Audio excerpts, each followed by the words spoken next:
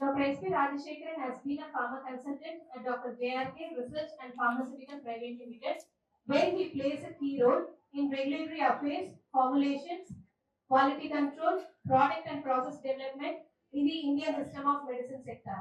He also has expertise in compliance with both Indian and international drug regulations, guiding the company's expansion into global market. Sir, now the dais is yours. Please. Please. Thank you. Thank you, madam. Good afternoon, all.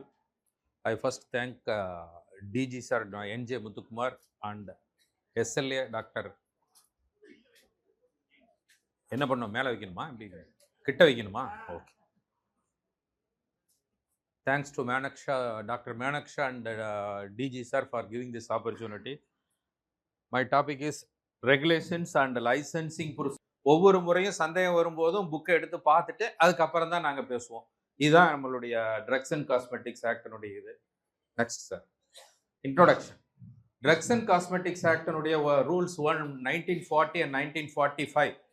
அவனுடைய important நோக்கம் என்ன அப்படின்னாக்கா, அவன் எதுக்கு regulate பண்ணியிருக்கிறானா, இதெல்லாம் regulate பண்ணணும் அப்படிங்கிறதுக்காக மட்டுமே ட்ரக்ஸ் அண்ட் காஸ்மெட்டிக்ஸ் ஆக்ட் 1940 கொண்டு வரான். ஆஃப்டர் ஃபர்ஸ்ட் வேர்ல்டு வாருக்கு அப்புறம் அதை எடுத்துகிட்டு வராங்க. இதை எடுத்துகிட்டு வந்து இதை வந்து பண்ணியிருக்காங்க. Import, manufacture, sale and distribution of drugs and cosmetics, இதுதான் அதனுடைய நோக்கம். இதை என்ன பண்ணுறாங்க, இதனுடைய அப்ஜெக்டிவ் என்ன, ட்ரக்ஸ் அண்ட் காஸ்மெட்டிக்ஸ் ஆக்டினுடைய அப்ஜெக்டிவ் என்னன்னு பார்த்தீங்கன்னா, இதனுடைய object not the substandard drugs to the customers. கஸ்டமர்ஸுக்கு வந்து சப்ஸ்டாண்டர்ட் ட்ரக் போகக்கூடாது அப்படிங்கிறதா ட்ரக்ஸ் அண்ட் காஸ்மெட்டிக்ஸ் ஆக்டினுடைய பிரைமரி ஃபோக்கஸ். இந்த பிரைமரி ஃபோக்கஸை இம்ப்ளிமெண்ட் பண்ணுறதுக்காக அவங்க என்ன பண்ணுறாங்க, நிறைய ட்ரக் ரெகுலேட்டரி ஏஜென்சிஸை வச்சுருக்காங்க. Drug regulatory central level, state licensing authority, இவங்கெல்லாம் வச்சுருக்காங்க. ட்ரக் இன்ஸ்பெக்டர்ஸ், இவங்க மூலமாக அவங்க வந்து என்ன பண்ணுவாங்க அப்படின்னாக்கா, அப்ரூவல் கொடுப்பாங்க, லைசன்ஸ்க்கு அப்ரூவல்ஸ் கொடுப்பாங்க, இன்ஸ்பெக்ஷன்ஸ் பண்ணுவாங்க, ப்ரெமிசஸை இன்ஸ்பெக்ஷன் பண்ணுவாங்க, தென் வந்து இன்வெஸ்டிகேட் பண்ணுவாங்க. ஏதாவது கம்ப்ளைண்ட்ஸ் வந்ததுன்னா இன்வெஸ்டிகேட் பண்ணுவாங்க. தென் வந்து இந்த ஆக்ட் வந்து என்ன கொடுக்குது அப்படின்னா, பீனல் ப்ரொவிஷன்ஸும் கொடுக்குது. இதை பற்றியெல்லாம் நேற்றே நிறைய பேசிட்டாங்க, அதனால் நம்ம பேச வேண்டிய அவசியம் இல்லை. இப்போ இந்த ட்ரக்ஸ் அண்ட் காஸ்மெட்டிக்ஸ் ஆக்டை பொறுத்த வரைக்கும் ஒன்லி 20 ரூல்ஸ், 150 170 வரைக்கும் இருக்குது. இந்த 170 இப்போ சுப்ரீம் கோர்ட்டில் இருக்குது. அது வந்து prohibition of advertisements of drugs. யாருமே வந்து cure, diagnosis, claim, prevention, treatment, இதை வந்து நீங்கள் வந்து அட்வர்டைஸ்மெண்ட் பண்ணக்கூடாது அப்படின்னு சொல்லிட்டு இருக்குது. அதுக்கு வந்து யூனிக் ஐடென்டிஃபிகேஷன் நம்பர் கொடுத்துருந்தாங்க. இப்போ சுப்ரீம் கோர்ட் வந்து அதை நிறுத்தி வச்சிருக்கு. அதனால் அதை மட்டும் ஒமிட் பண்ணிடுறேன். மற்றதெல்லாம் அந்த மேனுஃபேக்சரர்ஸ்க்கு என்ன வேணுமோ அதை குயிக்காக முடிச்சிடுறேன். ஏன்னா 1/2 மணி நேரம் தான் டிஜி சார் ஆல்ரெடி சொல்லியிருக்காரு, சீக்கிரமாக முடிங்கன்னு. அதனால் சீக்கிரமாக முடிச்சிடுறேன். எஸ், நம்ம அதில் பார்க்க வேண்டிய டாபிக் வந்து 2 types of licence, free sale certificate and non conviction certificate. Particularly நான் இன்னைக்கு எடுக்கிறது வந்து எல்லாருமே மேனுஃபேக்சரர்ஸ்க்கு மட்டும் யூஸ் ஆகிறத இன்னைக்கு மட்டும்தான் நான் எடுக்க போகிறேன். லைசன்ஸ் வந்து நம்மளது 2 டைப்ஸ் ஆஃப் லைசன்ஸ் இருக்கு. One is manufacturing licence, another one is product licence. இந்த மேனுஃபேக்சரிங் லைசன்ஸில் ஜிஎம்பியும் ஒரு பார்ட்டாக வந்துடும். அதுக்கப்புறம் free sale certificate and non conviction certificate. Next sir, இந்த ரூல் 151 என்ன சொல்லுது அப்படின்னாக்கா, எவ்ரி பிரைமேசஸ், நீங்கள் ஒவ்வொரு பிரைமேஸ், எந்த பிரைமேஸ் வச்சுருந்தீங்கனாலும் ஒவ்வொரு பிரைமேசஸுக்கும் ஒவ்வொரு லைசன்ஸ் வாங்கணும். நீங்கள் பக்கத்தில் வச்சுருக்கிறீங்க, பக்கத்தூரில் வச்சுருக்கீங்க, குன்றத்தூரில் இருக்குது ஒரு கம்பெனி அப்படின்னாக்கா, மறுபடியும் திருமுடிவாக்கத்தில் இன்னொரு உங்களுடைய ப்ரொவிஷன் வச்சுருந்தீங்கன்னா அதுக்கு தனியாக ஒரு லைசன்ஸ் வாங்கணும் அப்படிங்கிறது 151. அதுக்கப்புறம் பார்த்தீங்கன்னாக்கா, ஒவ்வொரு மேனுஃபேக்சரரும் ப்ராடக்ட் மேனுஃபேக்சரிங் லைசன்ஸ் வாங்கணும் அப்படின்னாக்கா அவங்க என்ன பண்ணணும் அப்படின்னாக்கா, 24D அவங்க வந்து 24Dங்கிறது ஒரு ஃபார்ம். அந்த ஃபார்மில் வந்து நீங்கள் என்ன பண்ணணும், ஒரு அப்ளிகேஷனை வந்து ஸ்டேட் லைசன்சிங் அத்தாரிட்டிக்கு கொடுக்கணும். அதில் எதில் கொடுப்பீங்கன்னா, 2 டைப்ஸ் ஆஃப் ப்ராடக்ட்ஸ் நம்மகிட்ட இருக்குது. ஒன் இஸ் சாஸ்திரிக் ப்ராடக்ட்ஸ், அது அப்புறம் உங்களுக்கு எக்ஸ்பிளைன் பண்ணுறேன். ஒன் இஸ் சாஸ்திரிக் product, another one is patent and proprietary medicines. இதில் நீங்கள் ஒன்றும் பண்ணிக்கலாம், 2ம் பண்ணிக்கலாம். இதில் நீங்கள் ஒன்று தான் பண்ண போகிறீங்க அப்படின்னாக்கா, சாஸ்திரிக்கு வந்து ஃபீஸ் வந்து 2000 ருபீஸு, பேட்டன் அண்ட் ப்ரொப்ரைட்டரி மெடிசன்ஸுக்கு வந்து ஃபீஸ் வந்து 3000 ருபீஸ் ஃபார் ஃபர்ஸ்ட் 10 ப்ராடக்ட்ஸ்.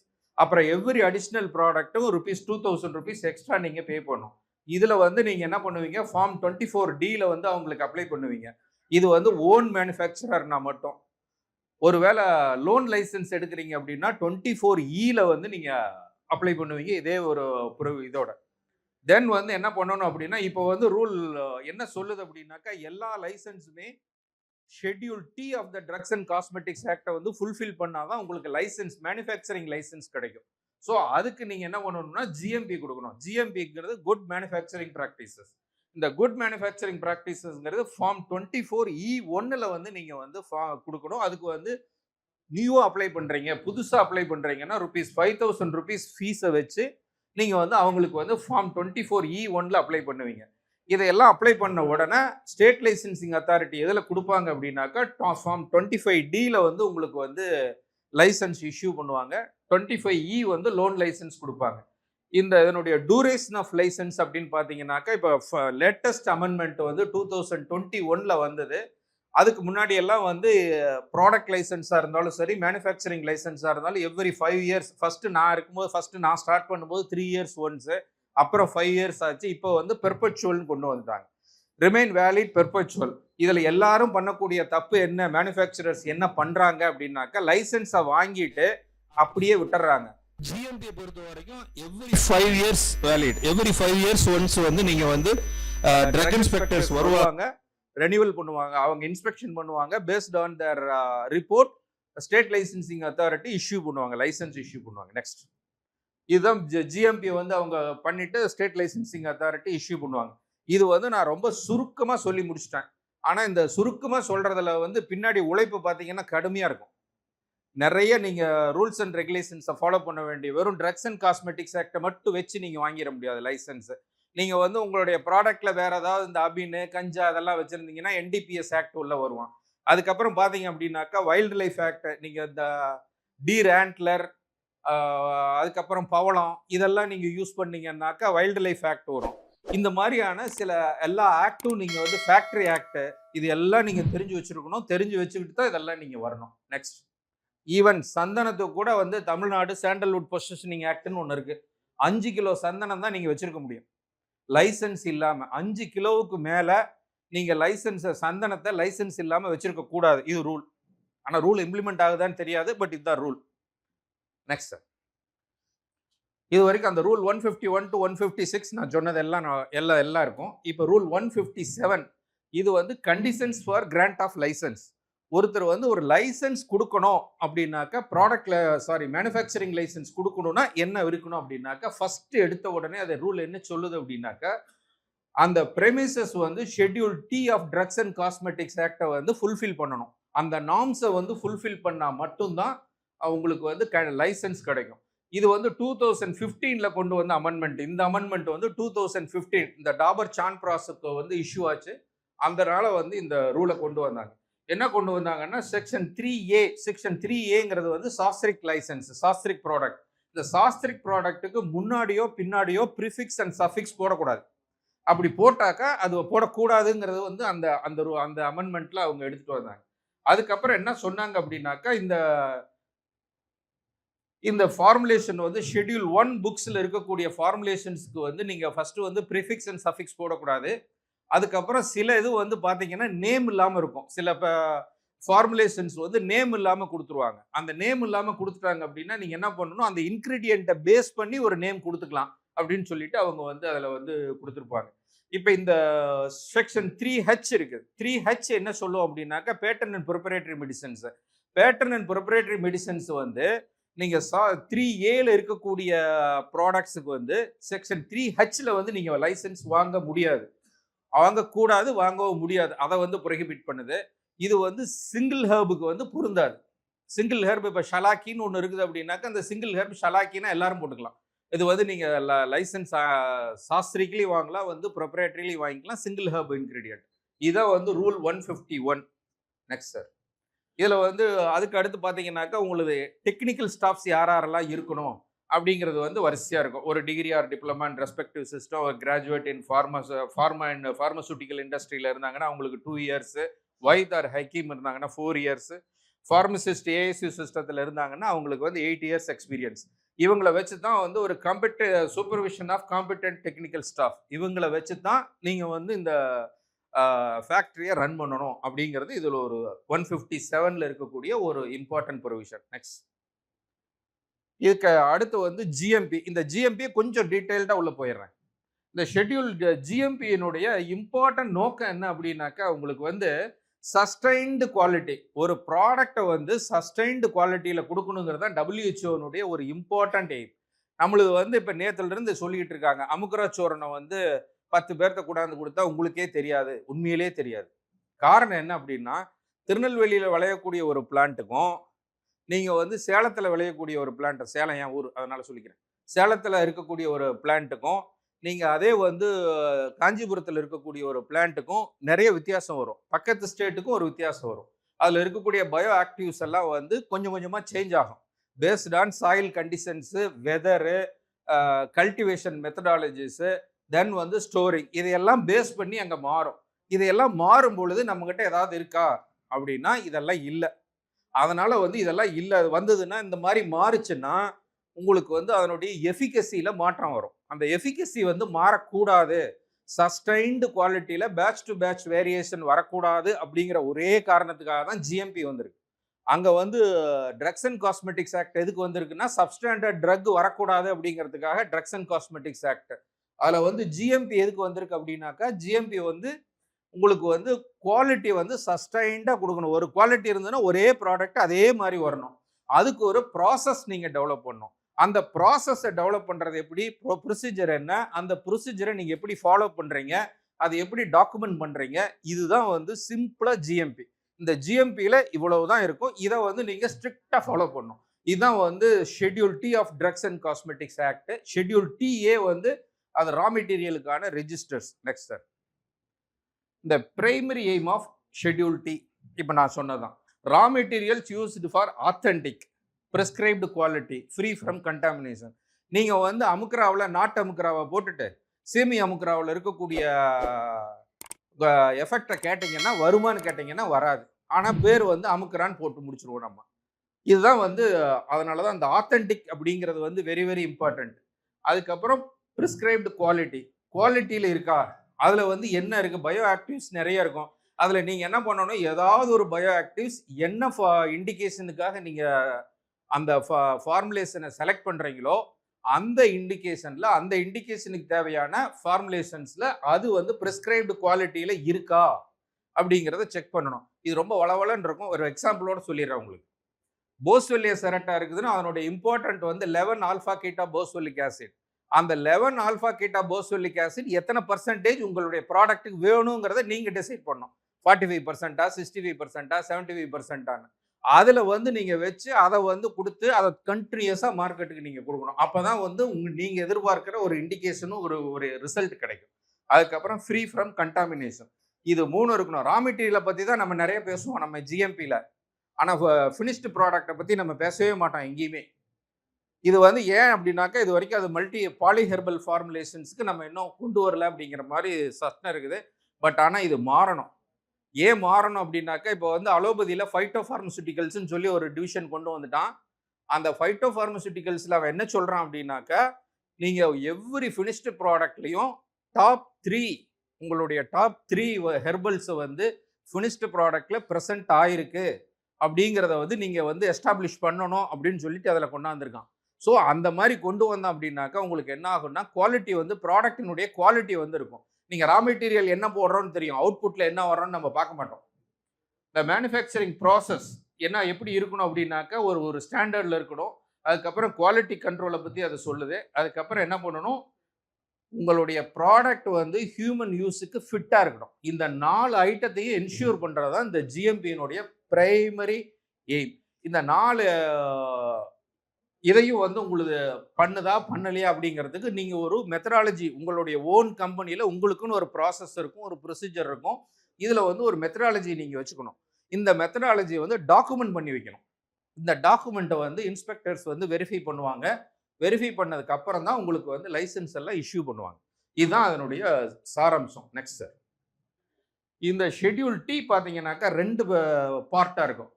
ஒன்று வந்து ஃபர்ஸ்ட் பார்ட்டில் அது என்ன சொல்லுதுன்னா, ப்ரெமிசஸை பற்றி பேசும், பீப்புள் எப்படி இருக்கிறாங்கங்கிறத பேசும், ப்ராசஸ் அண்ட் ப்ராடக்ட்ஸ். செகண்ட் பார்த்தீங்கன்னா ப்ரெமிசஸில் இருக்கக்கூடிய எக்யூப்மெண்ட்ஸு என்னென்னலாம் உங்களுக்கு வேணும், ஸ்பேஸ் எவ்வளோ வேணும், ஒவ்வொரு டோசேஜ் ஃபார்முக்கு என்ன ஸ்பேஸ் வேணும் அப்படிங்கிறத பற்றி அது சொல்லும். நெக்ஸ்ட், இதில் வந்து ஃபேக்ட்ரி ப்ரெமிசஸில் எப்படி இருக்கணும் அப்படின்னா, ஃபர்ஸ்ட் அடிக்குவேட் ஸ்பேஸ் இருக்கணும். எவ்வளோ ஒவ்வொன்றுக்கும் ஸ்பேஸ் எவ்வளோ வேணும், ரிசீவிங் ரா மெட்டீரியல்ஸு, அதுக்கப்புறம் ப்ராசஸ்க்கு போகும், quality control, finished goods, office, rejected goods. இது எல்லாத்துக்கும் அடிக்குவேட் ஸ்பேஸ். இது ஒவ்வொன்றுக்கும் ஸ்பேஸ் எவ்வளோ இருக்கணும் அப்படிங்கிறத பற்றி அடுத்ததுல வரும். Next location. இது வெரி இம்பார்ட்டன்ட். நீங்க இந்த லொகேஷன் வந்து எப்படின்னாக்கா அந்த பப்ளிக் சீவேஜ் பக்கத்துலயோ அல்லது வந்து லெபார்டரியோ இருக்கக்கூடாதுங்கிறது ஃபர்ஸ்ட் டாப் ப்ரியாரிட்டி. அதுக்கப்புறம் வந்து இது வந்து ஹைஜீனிக் கண்டிஷன்ஸ்ல இருக்கணும். இது செகண்ட் டாப் ப்ரியாரிட்டி. அதுக்கப்புறம் இந்த இன்செக்ட்டுக்கெல்லாம் நீங்க தேவையான அடிக்குவேட் மெஷர்ஸ் எடுத்துடணும். இது வெரி வெரி இம்பார்ட்டன்ட். அதுக்கப்புறம் பார்த்தீங்கன்னாக்கா அதுல இருந்து இருக்கக்கூடியது வந்து ப்ராப்பர் வென்டிலேஷன் இருக்கணும், லைட் இருக்கணும், அந்த ஃப்ளோர்ஸ் அண்ட் வால்ஸ் எல்லாம் டேம்ப் ஃப்ரீயா இருக்கணும். இதெல்லாம் வெரி வெரி இம்பார்ட்டன்ட். அதுக்கப்புறம் ஃபேக்டரி ஆக்ட் இங்க வந்துருச்சு பாருங்க. Factory act. நீங்க ஃபேக்டரி ஆக்டை ஃபாலோ பண்ணணும். அங்க உள்ள ஒர்க்கர்ஸ்க்கு ஃபேக்டரி ஆக்டை வந்து ஃபாலோ பண்ணணும். இது எல்லாத்த விட இம்பார்ட்டன்ட் மேட்டர் என்னன்னா உங்களுடைய ப்ராசஸிங் ஏரியாவும் அதுக்கப்புறம் வந்து நீங்க வச்சிருக்கக்கூடிய எக்யூப்மெண்ட்ஸும் ஒரு ஆர்டர்லி மேனர் லாஜிக்கல் சீக்வன்ஸ்ல இருக்கணும். அந்த லாஜிக்கல் சீக்வன்ஸ்ல இல்லைன்னா கிராஸ் கண்டாமினேஷன் வரும். கிராஸ் கண்டாமினேஷன் வந்ததுன்னா ப்ராடக்ட் வந்து உங்களுக்கு வந்து குவாலிட்டியில பாஸ் ஆகாது. அதனால என்ன பண்ணணும், நீங்க ஒரு ஆர்டரா வச்சிருக்கணும். ஒரு ஒரு ஒரு சீக்வன்ஸா போகணும். ரா மெட்டீரியல் என்ட்ரி வரும். ரா மெட்டீரியல் என்ட்ரி வந்ததுக்கு அப்புறம் குவாலிட்டி கண்ட்ரோல் வருவாங்க. குவாலிட்டி கண்ட்ரோல் என்ன பண்ணுவாங்க, டெஸ்ட் பண்ணி அப்ரூவ் பண்ணதுக்கு அப்புறம் அது ஸ்டோருக்கு போகும். ஸ்டோருக்கு போனதுக்கு அப்புறம் அது என்ன பண்ணும், ப்ராசஸ்க்கு போகும். ப்ராசஸ்ல இருந்து அங்கிருந்து அப்படியே பேக்கிங் ஏரியா போகும். பேக்கிங் ஏரியாவில இருந்து நேரா ஃபினிஷ்டு குட்ஸ்க்கு வரும். ஃபினிஷ்டு குட்ஸ்ல இருந்து ரெடி டு டெஸ்பேட்ச். இதுதான் வந்து இந்த சீக்வன்ஸ். இந்த சீக்வன்ஸை கரெக்டா நீங்க மேட்ச் பண்ணணும். அப்படி மேட்ச் பண்ணலைன்னா எங்கேயோ ஒரு இடத்துல இது பிரச்சனை ஆகும். பிரச்சனை ஆச்சு அப்படின்னாக்கா உங்களுக்கு வந்து அந்த ஜிஎம்பியில வந்து தரமாட்டாங்க. இதுதான் வந்து அந்த இது. அதுக்கப்புறம் வாட்டர் யூஸ் பண்ணக்கூடிய water should be portable. Water வந்து நீங்க இருக்கணும். இது ஒவ்வொன்றுக்கும் கேட்பாங்க அவங்க. நீங்க லைசன்ஸ் அப்ளிகேஷன் போடும்போது உங்களுக்கு வாட்டர் வச்சிருக்கீங்களா, ஆர்ஓ ப்ராசஸ் வச்சிருக்கீங்க, ஆர்ஓ சிஸ்டம் என்ன, இதை கேட்பாங்க. இதெல்லாம் வெரி வெரி இம்பார்ட்டன்ட். தென் வந்து டிஸ்போசல் ஆஃப் வேஸ்ட், பயோமெடிக்கல் வேஸ்டோட இப்போ நீங்க வந்து ஒரு டைப் பண்ணி அதை வந்து நீங்க கொடுக்கணும். அதே மாதிரி வாஷிங் அண்ட் கிளீனிங் ஏரியா வந்து செப்பரேட்டடா இருக்கணும். Laboratories washing and cleaning area வந்து ப்ராசஸ் ஏரியாவில இருந்து செப்பரேட்டா இருக்கணும். இல்லைன்னா மைக்ரோபியல் கண்டாமினேஷன் வரும். Next sir. Then storage. இந்த ஸ்டோரேஜை பொறுத்த வரைக்கும் நீங்க என்ன பண்ணணும், ரா மெட்டீரியல்ஸ் எல்லாமே நீங்க வந்து origin wise, herbal origin, mineral origin, animal origin, ஒவ்வொரு ஆரிஜின் வைஸ் தனித்தனியா வச்சிருக்கணும். சிஸ்டம் வைஸ் தனித்தனியா வச்சிருக்கணும். இது very important. With optimum temperature. ஒவ்வொரு இதுவும் என்ன டெம்பரேச்சர்ல இருக்கணுமோ அந்த டெம்பரேச்சர்ல வந்து இருக்கணும். அதுக்கப்புறம் பார்த்தீங்கன்னா ஒவ்வொன்றுக்கும் டெஸ்ட் பண்ணியாச்சா, அப்ரூவ்ட்ல இருக்கா, ரிஜெக்டட்ல இருக்கா அப்படிங்கிறத பற்றி நீங்கள் தெளிவாக வந்து வச்சிருக்கணும். Packing materials also, packing materials தனியாக வச்சிருக்கணும். ஃபினிஷ்டு குட்ஸ் தனியாக இருக்கணும். இதெல்லாம் வந்து இந்த ஸ்டோரேஜ் ஏரியாவில் இருக்கக்கூடியது. Next sir. அதுக்கப்புறம் மென் அண்ட் மெஷினரி. மென் வந்து அங்கே ஒர்க் பண்ணக்கூடிய ஒர்க்கர்ஸ்க்கு வந்து அவங்களுடைய ஹெல்த் வந்து டாப் ப்ரியாரிட்டி. அவங்களுடைய ஹெல்த் வந்து நல்லா இருக்கணும். கண்டேஜியஸ் டிசீஸ்ல அவங்க இருக்கக்கூடாது. அதுக்கப்புறம் வந்து எவ்ரி இயர் நீங்க வந்து அவங்களுக்கு வந்து மெடிக்கல் செக்அப் பண்ணி அந்த டாக்குமெண்ட்டை வந்து நீங்க ரெக்கார்டை வந்து கரெக்டாக வச்சிருக்கணும். மெயின்டைன் பண்ணணும். At the time of GMP இதை வந்து எல்லா ட்ரக் இன்ஸ்பெக்டர்ஸும் இதை கேட்குறாங்க, பார்ப்பாங்க. தென் வந்து மெஷினரி. மெஷினரி எல்லாத்துக்கும் நீங்க என்ன பண்ணணும், அதே மாதிரி லாஜிக்கல் சீக்வன்ஸ்ல வச்சிருக்கணும். லாஜிக்கல் சீக்வன்ஸ் வச்சிருந்ததுக்கு அப்புறம் என்ன பண்ணணும் அப்படின்னா ஒவ்வொரு மிஷினருக்கும் ஒரு எஸ்ஓபி நீங்க எழுதி வச்சிருக்கணும். அந்த எஸ்ஓபி வந்து கட்டாயமா வந்து டிஸ்பிளேல இருக்கணும். ரெக்கார்ட்ல வச்சிருக்க கூடாது. அந்த மிஷினுக்கு பக்கத்திலேயே டிஸ்பிளேல நீங்க வந்து தொங்க விடணும். அதை வந்து பார்த்து ஈஸி. அது எதுக்கு அப்படின்னா என்ன ப்ராசஸ் நடக்குதுன்னு வந்த உடனே ஒருத்தன் பார்த்து புரிஞ்சுக்கணுங்கிறதா இந்த ஸ்டாண்டர்ட் ஆப்ரேட் ப்ரொசீஜர்ஸினுடைய பிரைமரி எய்ம். நெக்ஸ்ட். அதுக்கப்புறம் ரெக்கார்ட்ஸ். இந்த ரெக்கார்ட்ஸை பொறுத்த வரைக்கும் நீங்க இத்தனை ரெக்கார்ட்ஸ் வச்சிருக்கணும். பிஎம்ஆர். பிஎம்ஆர்ல வந்து each and every minute details வச்சிருக்கணும். ஒரு பேட்ச் நீங்க எடுக்க போறீங்க, ஒரு 100 கிலோ பேட்ச்ல ஒரு ஒரு ட்ரக்கை வந்து செய்ய போறீங்கன்னா ரா மெட்டீரியல் எவ்வளோ, என்னென்ன ரா மெட்டீரியல் வேணும், அதுக்கான எக்ஸிபியன்ஸ் என்ன, ரா மெட்டீரியலினுடைய குவான்டிட்டி என்ன, அதுக்கப்புறம் அதனுடைய சிஏஓ வச்சிருக்கணும். தென் வந்து அதனுடைய எப்படி ப்ராசஸ் பண்ண போறீங்க, என்னென்னலாம் ப்ராசஸ் பண்றீங்க, எப்படி ப்ரொசீஜர்ஸ் எடுக்கிறீங்க, ஃபினிஷ்டு குட்ஸ்க்கு எவ்வளவு, ப்ரொடக்ஷன்ல எவ்வளோ லாஸ் வருது, அதுக்கப்புறம் பேக்கேஜிங் போகும்போது ஃபில்லிங்ல எவ்வளோ லாஸ் வருது, எண்ட் ஆஃப் த டே உங்களுக்கு என்ன சைஸ்ல நீங்க வந்து பேக்கிங் பண்றீங்க, 100 ml 100 ml இந்த மாதிரி என்ன சைஸ்ல பேக்கிங் பண்றீங்க, இந்த டீடைல்ஸ் எல்லாம் வச்சிருக்கிறதா இந்த பிஎம்ஆர். இந்த பிஎம்ஆர் வந்து எல்லாத்துக்கும் கேட்பாங்க. ஒவ்வொரு பேட்சுக்கும், ஒவ்வொரு மெடிசனுக்கும், ஒவ்வொரு பேட்சுக்கும் நீங்க வந்து பிஎம்ஆர் மெயின்டைன் பண்ணணும். அதுக்கு அடுத்து சேல் அண்ட் டிஸ்ட்ரிபியூஷன் ரெக்கார்ட்ஸ். யாருக்கெல்லாம் நீங்க கொடுத்துருக்கீங்க, எவ்வளவு கொடுத்துருக்கீங்க அப்படிங்கிறது. ஏன்னா நாளைக்கு மார்க்கெட்ல இருந்து ஏதாவது ஒரு கம்ப்ளைண்ட் வந்ததுன்னா அது உங்ககிட்ட தான் இருந்து போயிருக்கா இல்லையா, நாளைக்கு ஒரு பிரச்சனைன்னு வரும்பொழுது வெரிஃபை பண்றதுக்கான ஒரு ரெக்கார்டு தான் அது. தென் வந்து market complaints register. Market complaint ரெஜிஸ்டர்னா உங்க ப்ராடக்ட்ல ஏதாவது ப்ராப்ளம் வந்ததா? அந்த ப்ராப்ளம் வந்து எதனால வந்தது? எப்படி வந்தது? அதுக்கு நீங்க எப்படி வந்து அந்த ப்ராப்ளத்த வந்து நீங்க எப்படி சால்வ் பண்ணீங்க? அப்படின்னு சொல்லிட்டு அத நீங்க ரெக்கார்ட் பண்ணணும். இது பெரும்பாலான பேர் ரெக்கார்டே பண்றதில்ல. ஏன்னா நோன் கம்ப்ளைண்ட்ஸ்ன்னு போட்டு முடிச்சுருவான். இதுதான் நார்மலா வர்றது. பட் ஆனா அத வந்து ரெக்கார்ட் பண்ணணும். அடுத்து ஏடிஆர் ரெக்கார்ட்ஸ். ஏதாவது ட்ரக் அட்வர்ஸ் ரெக்கார்ட்ஸ் வந்து ரிஜிஸ்ட்ரி வந்து இங்க வந்து பிரிமிசஸ்ல மெயின்டெயின் பண்ணணும். மெயின்டெயின் பண்ணி இது ரொம்ப முக்கியமான ஒரு இது. நேத்துல இருந்து அதான் பேசிக்கிட்டே இருக்கிறாங்க. பட் நம்ம என்ன சொல்லிடுறோம்னா, ட்ரக் வந்து அட்வர்ஸ் ட்ரக் ரியாக்ஷன்ஸே நம்மளுது வராதுங்கிற மாரி நம்ம கொண்டு போயிடுறோம். அது தப்பு அது ஆக்சுவலி. அது ஏன்னா, அது ரொம்ப ஏன்னா ஒரு பார்மகாலஜிக்கலி ஒரு ட்ரக் ஆக்டிவா இருந்தது அப்படின்னாக்கா, அதுக்கு சைட் எஃபெக்ட் நிச்சயமா இருக்கும். அப்பதான் அது ஆக்ஷனா இருக்கும்னு சொல்லி பார்மகாலஜிஸ்ட் எல்லாம் சொல்லிடுறாங்க. ஸோ அதனால அட்வர்ஸ் ட்ரக் ரிஜிஸ்டர்ஸ் வந்து நீங்க கட்டாயமா மெயின்டெயின் பண்ணணும். அது போடுறதுக்கு வந்து நெறைய மேனுஃபேக்சரர்ஸ் வந்து அத அக்செப்டும் பண்றதில்ல. அது ஏன்னு எனக்கும் தெரியல. I don't know. அதாவது இந்த சிஸ்டம் வந்து அட்வர்ஸ் ரியாக்ஷனே இல்லாத சிஸ்டம் மாரி ஒரு ஃபோக்கஸ் பண்றாங்க. பட் அது நல்லதுக்கா, கெட்டதுக்கான்னு ஐ டோன்ட் நோ. ஏன்னு கேட்டீங்கன்னா, இது ஒரு எக்ஸ்பீரியன்ஸ் உங்களுக்கு சொல்லிடுறேன் சிம்பிளா. ஆ கொரோனா சமயத்துல வெஸ்ட் ஜெர்மனில இருந்த ஒருத்தனுக்கு வந்து பிபி வந்து 160 to 170 ஷூட் அப். அவன் ஒரு 30 to 35 ஏஜ் ஓல்டு. அவன் என்னென்னமோ பண்ணி பார்க்குறாங்க. அவனுக்கு என்னென்னமோ எல்லாரும் கேட்குறாங்க. டாக்டர்ஸ் எல்லாம் கேட்டு கேட்டு பார்க்குறாங்க. அவன ஒண்ணும் கண்டுபிடிக்க முடியல. கடைசியா என்ன பண்ணான், அவனுடைய "நீ என்னதாம்பா பண்ற?" சாப்பாடெல்லாம் எடுத்தான். காலையில எழுந்தோனே ஒரு காஃபி சாப்பிடுவேன், டீ சாப்பிடுவேன்னு சொன்னான். அதுக்கப்புறமேட்டு அவன் என்ன பண்ணான், ஒரே ஒரு ஹெர்பல் டீ குடிப்பேன்னு சொன்னான். "என்னய்யா ஹெர்பல் டீ?" அப்படின்னு கேட்டாங்க. அப்ப கிளைசீரியா கிளாப்ரா அவனுடைய ஹெர்பல் டீய ஒரு 6 மாசமா தொடர்ந்து குடிச்சிட்டே வந்துகிட்டு இருக்கான். குடிச்சிட்டு வந்த உடனே இவனுக்கு பிபி வந்து 160 to 170. "அத நிறுத்துப்பா" அப்படின்ட்டாங்க. அத நிறுத்துனோனே BP comes to the normal. காரணம் என்னன்னா, sodium salt of glycyrrhizic acid increases the hypertension. இதுதான் வந்து கன்க்ளூட் பண்ணி அவன அனுப்புனாங்க. அப்ப நம்ம இதுல வந்து உங்களுக்கு வந்து எதுவுமே ட்ரக் ரியாக்ஷனே இல்லையா? அப்படின்னு கேட்டீங்கன்னா, நம்ம இல்லன்னு எழுதுவோம். நாங்கலாம் என்ன எழுதிருவோம்? No known reactions received. இதுதான் எங்களுடைய ஏடிஆர் ரெக்கார்ட்ல நாங்க காலங்காலமா குடுக்குறது. பட் இதெல்லாம் அவாய்ட் பண்ணுங்க. Next. Next quality control section. Quality control section வந்து வெரி இம்பார்ட்டன்ட். இதுக்கு வந்து என்ன சொல்லுது அப்படின்னா 150 ஸ்கொயர் ஃபீட் மினிமம் இருக்கணும். இந்த குவாலிட்டி கண்ட்ரோல் செக்ஷன்ல யார் யாரெல்லாம் இருக்கணுங்கிறதுக்கு ஒரு ஒரு ஒரு யார் யாரெல்லாம் டெக்னிக்கல் ஸ்டாஃப்ஸ் இருக்கணும் அப்படிங்கிறது இருக்குது.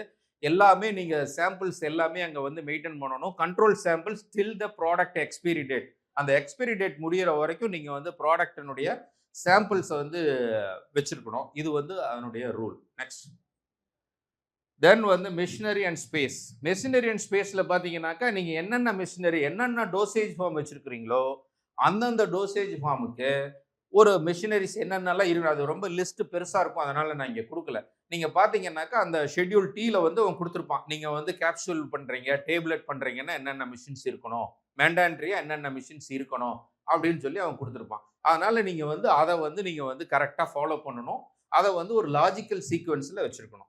இதுல மினிமம் உங்களுடைய லைசென்ஸ் வேணும் அப்படின்னு நீங்க முடிவு பண்ணீங்கன்னா 1200 ஸ்கொயர் ஃபீட் வந்து மினிமம் இருக்கணும். இது போக ஒவ்வொரு டோசேஜ் ஃபார்முக்கு இப்போ கேப்சூல் பண்றீங்கன்னா ஒரு 1000 அடிஷ்னலா ஒரு 150 ஸ்கொயர் ஃபீட்டு, தைலம் பண்றீங்கன்னா ஒரு 100 ஸ்கொயர் ஃபீட்டு, இப்படி ஒவ்வொன்றா மாறும். இதுலேயே ஆயுர்வேதா மட்டும் வச்சிருக்கேன், எனக்கு சித்தாவும் வேணும் அப்படின்னு சொன்னீங்கன்னா எக்ஸ்ட்ரா 400 ஸ்கொயர் ஃபீட் நீங்க அதில் காமிக்கணும். தட் இஸ் 1600 ஸ்கொயர் ஃபீட் வந்துடும். அதுக்கப்புறம் எக்ஸ்ட்ரா டோசேஜ் ஃபார்ம்ஸ் என்னென்னலாம் வச்சிருக்கீங்களோ அந்த டோசேஜ் ஃபார்ம்ஸ்க்கு இது வந்து கொடுத்தீங்கன்னா, இவ்வளவு நீங்க வந்து அதை ஃபில்அப் பண்ணினீங்கன்னா, சாட்டிஸ்ஃபை பண்ணீங்கன்னா உங்களுடைய லைசன்ஸ் வந்து கிளியர் ஆகிடும். நெக்ஸ்ட். இது போக சில பேர் என்ன பண்ணுவாங்க அப்படின்னா, ஹெர்போ மினரல் ப்ரிப்பரேஷன்ஸ் வச்சிருப்பாங்க. இந்த ஹெர்போ மினரல் இது லேட்டஸ்ட் அமெண்ட்மெண்ட். ஹெர்போ மினரல் ப்ரிப்பரேஷன்ஸுக்குன்னு சொல்லிட்டு அவன் என்ன பண்றாங்க, சப்ளிமெண்டரி கைட்லைன்ஸ்னு ஒன்று கொடுப்பாங்க.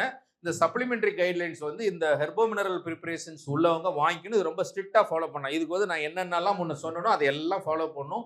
இதுக்கு தனியா 1500 ஸ்கொயர் ஃபீட் நீங்க வச்சிருக்கணும். இது போக என்ன பண்ணுவாங்க, ஸ்பெஷல் ஆடிட் பண்ணுவாங்க. ட்ரக் இன்ஸ்பெக்டர்ஸ் வந்து ஸ்பெஷல் ஆடிட் பண்ணுவாங்க. ஸ்பெஷல் ஆடிட் பண்ணிட்டு அவங்க சாட்டிஸ்ஃபை ஆனதுக்கு அப்புறம் எஸ்எல்ஏ கிட்ட கொடுப்பாங்க. எஸ்எல்ஏ என்ன பண்ணுவார் அப்படின்னாக்கா, சப்ளிமெண்டரி குட் மேனுஃபேக்சரிங் பிராக்டிஸ் சர்டிஃபிகேட்னு சொல்லிட்டு ஒரு இஷ்யூ பண்ணுவார்.